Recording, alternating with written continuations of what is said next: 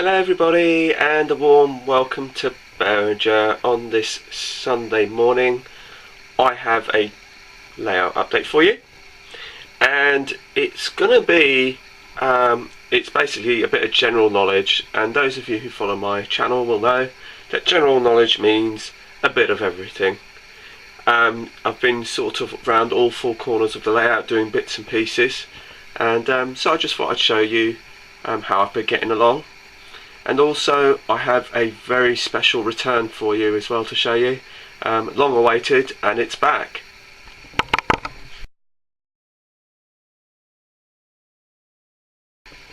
So here we are at the Alfred on the Hill station in the background, and the new shot end, which is where the first bit is. It's a very minor bit.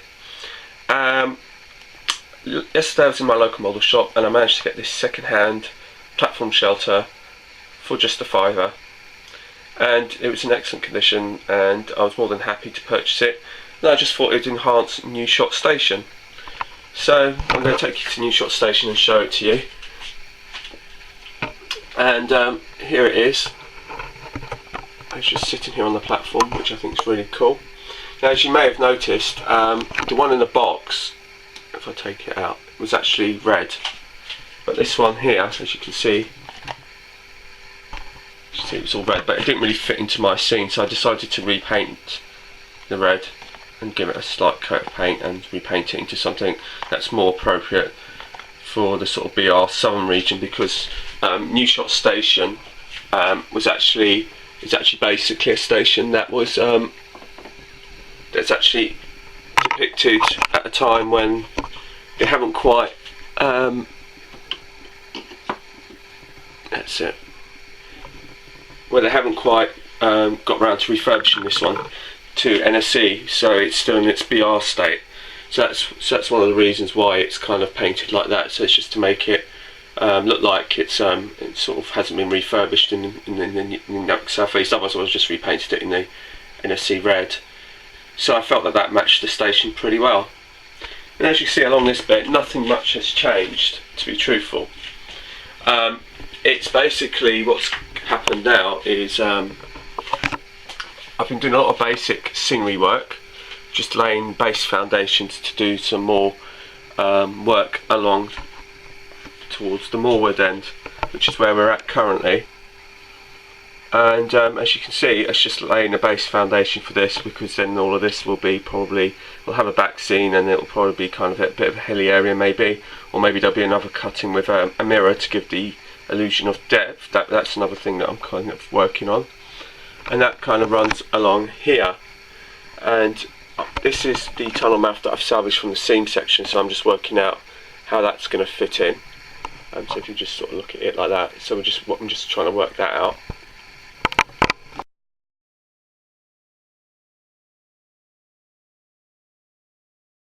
The next major bit I've been tackling yesterday, which is pretty time consuming, was the gutting of the TMD. It's no more, and so I've completely gutted it and removed it and everything like that. And the other thing I've been doing is some track laying along here. And this bit here, this is all the Fiddle Yard bit, so this bit might be scenic, because officially the scenic part will finish here. So basically I've had to rewire all of this, solder it all, and make sure the connections are working properly, and just working out the point work along here, because although this will be a Fiddle Yard when it's in use, and will take up to, I think it's 6 or 7 coaches if you include the TMD bit when that finally gets done.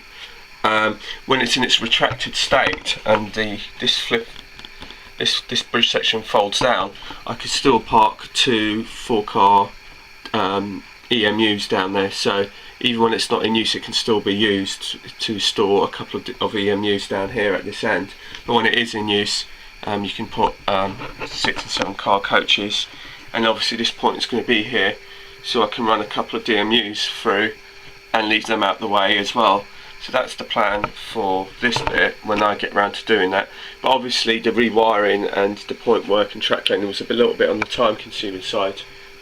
But it all works and it has been tested.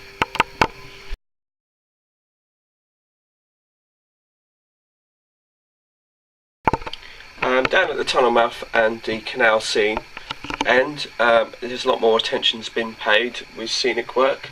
I've been kind of busy in and around the layout doing bits of static grass work, so I've added another dimension to the hill and added a slightly different texture and colour just to give it a slightly different contrast. A lot of the bushes here have also been added, and all of this has just been re-salvaged. The bushes in particular have all been salvaged from the seam section, so nothing's gone to waste from there. Also, just to link up, there's a few patches in the track work in the ballasting when I was cleaning up, and I thought I'd just experiment with doing a bit of grassy areas and stuff like that. I haven't quite finished with it. I think I might add a bit of field grass and stuff like that, as you still see between the tracks and things sometimes. So I thought I was experimenting with that. And also I had this little mound here which I'd also created to basically link up the new section to the old section, and basically I've then static grassed and tidied all of this up along here. So you can see sort of along here how that kind of links up, and some bushes again. All this sort of stuff was salvaged from the seam section.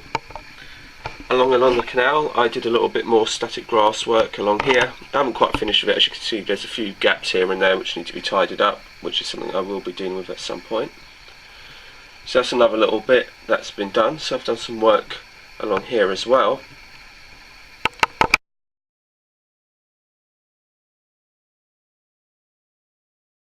And the main work that I've been doing to the layout has been to do some work at this end, at the lift up end, at the up and away end, and that has just been doing the bridge, as you can see, and that's now linked in nicely. And as you can also tell, I've also decided to add this spear fencing in, and this was also salvaged from the seam section. I've also got some more, but I wasn't quite sure how I was going to link that up with that, so I hadn't actually, when I did this, I hadn't actually done the bridge, so I wasn't sure how to do that. So I've got that little short section to add in, and that will blend that in, and I really like that actually. And I've added a couple of bushes along the line side here, just to sort of also, just as you do as you find it, just a few more bits and pieces. But the main crux of this layout update is that B&Q is back, and here it is, and I'm so happy with it. I spent all afternoon yesterday building this, and it is so cool. I'm so happy with it.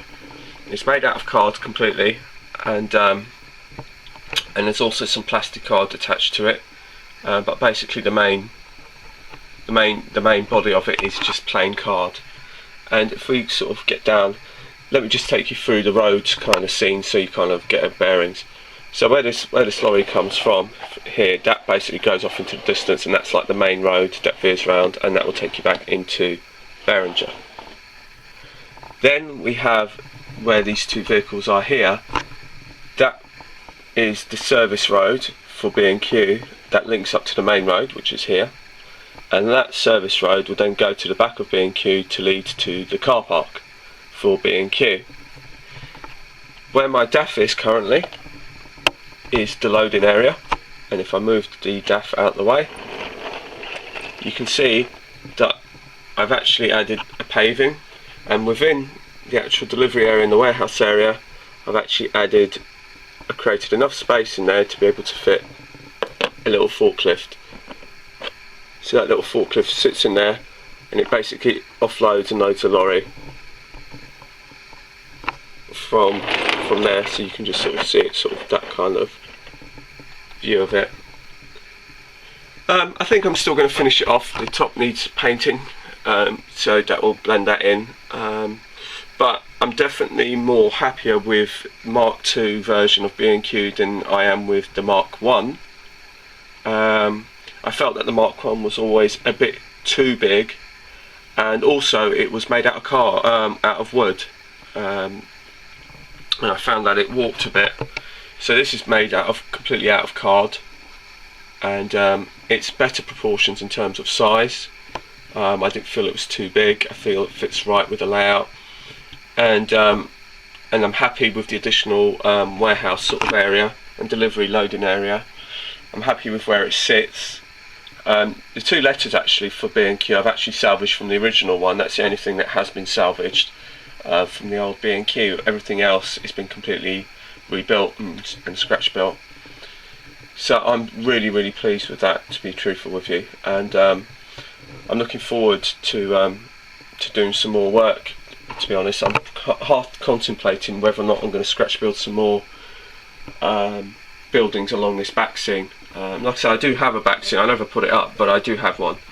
And the sort of plan is that the road where this, if I just sort of show you with this lorry, will sort of go along here, and it will run at an angle, and then the paving along back will sort of be a triangular shape, and then the road will then sort of curve back into that section, is what I'm thinking.